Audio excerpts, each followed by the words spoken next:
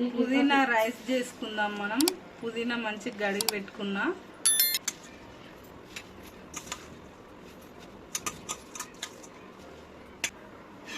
పచ్చిమిర్చి సరిపోయేంత తీసుకున్నా. ఒక ఎల్లిగడ్డ తీసుకున్నా.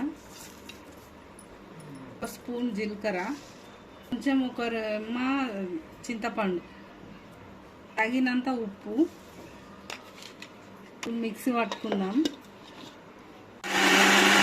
పుదీనా రైస్ చేసుకుందాం. ఇప్పుడు స్టవ్ ఆన్ చేసుకొని కడాయి పెట్టుకుంటున్నా. ఇప్పుడు కడాయి వేడి అయింది. నూనె వేసుకుందాం.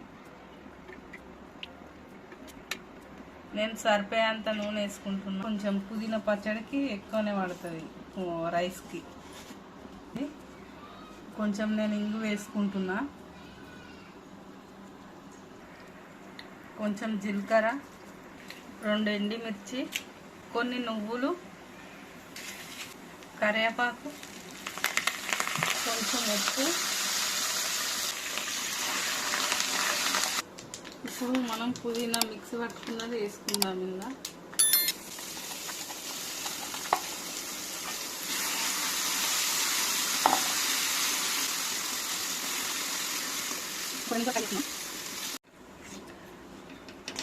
పుదీనా రైస్ తయారైంది. ఇప్పుడు టేస్ట్ చూద్దాం. పుదీనా రైస్ అయిపోయింది. స్టవ్ ఆఫ్ చేస్తున్నాం.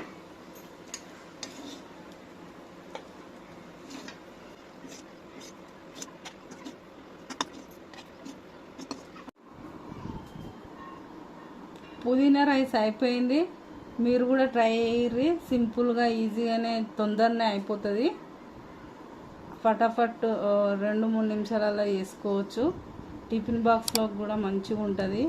చిన్నపిల్లల బాక్స్లో, స్కూల్ బాక్స్లో కూడా పెట్టవచ్చు.